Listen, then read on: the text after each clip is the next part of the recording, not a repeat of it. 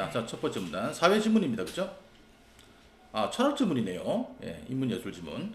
중국 고대의 문헌들을 본 서경에는 하나라의 우왕이 만든 통치 원칙들 중 하나인 오복이 소개되어 있다. 오복 동그라미. 동양에서는 행복에 관한 철학적 논의가 전면적으로 이루어지지 않았는데 춘추 전국시대 육아사상에서 엿볼 수 있는 행복에 대한 해석의 단초는 5가지 행복인 오복이 들어있다. 오복이 행복의 조건입니다. 원래 서양의 행복은 알죠? 결국 뭐 쾌락주의로 나가잖아요. 그죠? 예. 그러다 공리주의로 나가고. 자, 두 번째 문단. 오복 중에서 수는 장수. 자, 수는 장수고요. 부는 물질적 만족, 강령은 건강. 이것들은 모두 육체적이고 물질적인 행복이 바로 수와 부와 강령입니다. 그 외 정신적 행복에 닿아 있는 것이 뭐냐면 바로 유호덕과 고종명입니다.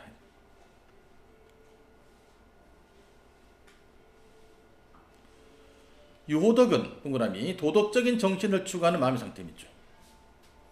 고종명은 하늘이 내린 천수를 원만하게 마무리하는 것. 천수가 나이잖아요. 죽을 때까지 살 수 있는 나이.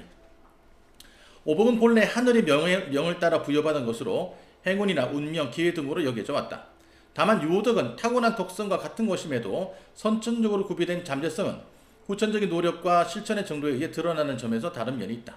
그래서 유호덕은 선천적이 아닌 선천적 플러스 후천적이 다 결합되어 있는 것이다.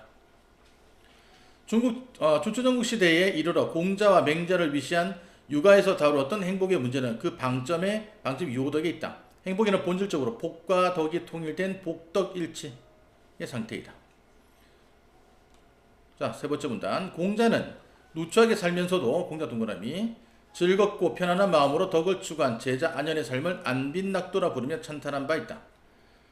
그에 따르면 행복은 마음속 천명을 자각하고 타고난 독성을 함양하면서 실천할 때 체현된다. 결국 마음속의 천명을 깨닫고 덕성을 높이면서 실천을 해야지만 행복은 유지가 된다.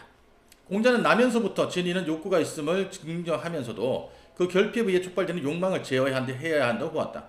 욕망은 안 좋은 거예요. 그죠? 한번 칠게요. 타고난 운명의 제약에 크게 좌우되는 부귀는 사람들이 바라는 것이어서 취할 만한 것이지만 도로서 얻지 못하면 취하지 않아야 한다는 것이다. 맹자 동그라미. 맹자 역시 인간은 인의 예지와 같은 덕성을 선한 본성으로 타고난다 보고 어쨌든 성선설을 기본으로 하고 있습니다. 맹자와 공자는. 수양을 통해 마음속 수양은 어떻게 합니까? 후천적인 거죠. 마음속에 선함을 일깨야 한다고 말하였다. 그에 따르면 본성에 부합할 때 넓고 큰 기운인 호연지기가 충만해져 행복의 경지에 이를 수 있다. 이는 곧 사사로운 욕망에 치우치지 않고 도덕적 마음이 굳건한 부동심의 자세에서 이룰 수 있는 경지이다. 맹자는 인간사의 수명이나 운명과 같은 것도 천명에 속하지만 그에 동의하지 않고 수양을 통해 복덕일체 행복으로 나아가면서 덕성을 실천하는 것이 중요하다고 보았다. 자, 네 번째 문단. 육아에서 행복은 개인적 측면에 머물지 않는다. 자, 줄치고요. 공자는 자신을 수양하여 백성을 편안하게 한다는 치인의 관점을 취하면서 백성들이 행복하게 살도록 하는 왕도의 실현을 중시했다. 맹자 역시 군주나 성인이 평범한 백성들이 처한 고통의 원인을 파악하고 이를 극복할 덕성의 정치를 실현함으로써 백성들과 즐거워 함께하는 여민동락을 강조했다. 됐죠? 예. 자, 그래서 가는 맹자와 공자를 중심으로 한 동양 철학에서 말하는 행복의 조건, 행복의 의미를 설명하고 있었습니다. 자, 나글입니다. 첫 번째 문단. 공자, 맹자 입장 동그라미 치고요. 그러면 공통 키워드가 지금 공자, 맹자입니다. 자연법칙을 포함하는 천도와 인도가 하나라는 천인합일사상 줄치고 천인합일 근간을 두고 있지만 육아의 일원이었음에도 오랫동안 이단적으로 간주되어 온 순자 동그라미 하늘의 운행법칙인 천명과 인간사가 분리되었다는 천인지분 줄치고 그러면 천일합일하고 천인지분은 서로 반대말입니다. 그렇죠? 예. 자연에 해당하는 하늘은 언제나 고유한 자연법칙과 질서에 따라 움직이는 것으로 인간에게는 생명과 수명의 연원으로만 한정될 뿐 인간의 행복을 좌우하는 길흉화복이나 부귀 빈천과 상관이 없다는 것이다. 순자도 공명과 마찬가지로 만물이 하늘에서 유래했다고 보았지만 만물이 음양의 운동에 따라 생성되어 개별화된 후에는 천도가 더 이상 영향을 미칠 수 없으며 인간사는 오직 인도에 의해서만 능동적인 조직과 변화가 가능하다고 여겼다. 인간의 역할을 더욱더 강조한 겁니다. 다만 그는 삶을 풍요롭게 하기 위해 자연법칙을 잘 파악하고 이용할 것을 공부했다. 어떻게 보면 서양 철학과 굉장히 맞닿아 있어요. 이거는. 자, 두 번째 문단. 그런데 순자에 따르면 순자 동그라미 치고요. 인간의 자연적인 본성은 무한한 욕구와 욕망을 본질로 하며 그 성정은 이익을 쫓는 경향이 있어서 자, 성정은 어떻다? 악한 성향을 띈다. 원초적인 본질인 욕구를 억제할 수 없으므로 행복에서 중요한 것은 모두의 욕구를 만족시키면서 이익을 높이기 위한 조화에 있다. 순자는 이를 위해 인간사의 덕성에 따른 기준인 예가 필요하다고 보았다. 자, 이렇습니다. 공자와 맹자, 순자는 일단 중국의 철학가이들입니다. 공통적인 것은 뭐냐면 사람의 성품은 타고난다는 거예요.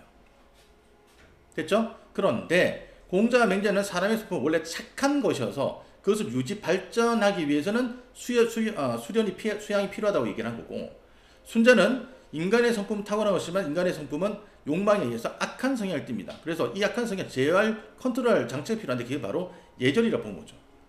이와 비슷한 게 뭐냐면 영국과 일본은 섬나라 아닙니까? 아주 척박한 기후 환경에 의해서 굉장히 성품이 포악합니다. 그래서 이 성품을 바로 잡기 위해서 신사도와 무사도를 만든 거예요. 그 예절을 만든 겁니다. 자, 계속 볼게요. 예의 내용은 본성을 변화시켜 바람직한 인위를 다스리는 뜻의 화성 기비를 이루기 위해 인도의 정수를 체득한 역대 성왕들과 성인들의 누적된 지혜 산물이다. 순자의 영용편에 따르면 역사적 공동체 안에서 집약되어 온 제도인 예제와 그에 근거한 통치인 예치는 악한 성향을 변화시키면서 사회적 정치적 모순을 해소하고 이익의 편중을 조절하여 백성들에게 풍요와 행복을 가져다 주기 위한 것이다. 결국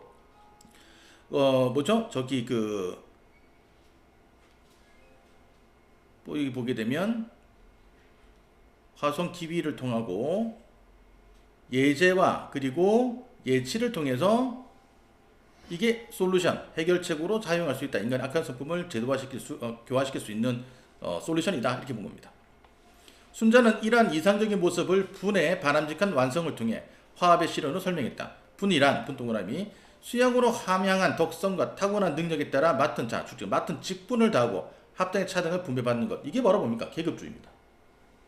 알겠어요? 왕은 왕대로 역할이 있는 거고 백성은 백성대 역할이, 백정은 백정대 역할이 있는 거라는 얘기죠. 순자의 제자가 누구냐면 바로 누구지? 그 법치주의를 얘기한 사람이다. 갑자기 이름 생각 안 나네요. 그래서 그까지 가는 겁니다. 남에게 양보하는 선천적인 마음인 사양지심을 예로 보는 맹자와 달리 순자에게 있어 예란 사회적 자원에 합리적으로 분배하는 규칙인 것이다. 순자는 기본적으로 인간의 사회적 존재를 규정한다. 그가 제시한 진정한 행복은 공동체 안에서 백성들과 즐거움을 함께 얻을 수 있는 예를 통해 구현된 복덕일치의 상태이다. 자, 문제 풀겠습니다.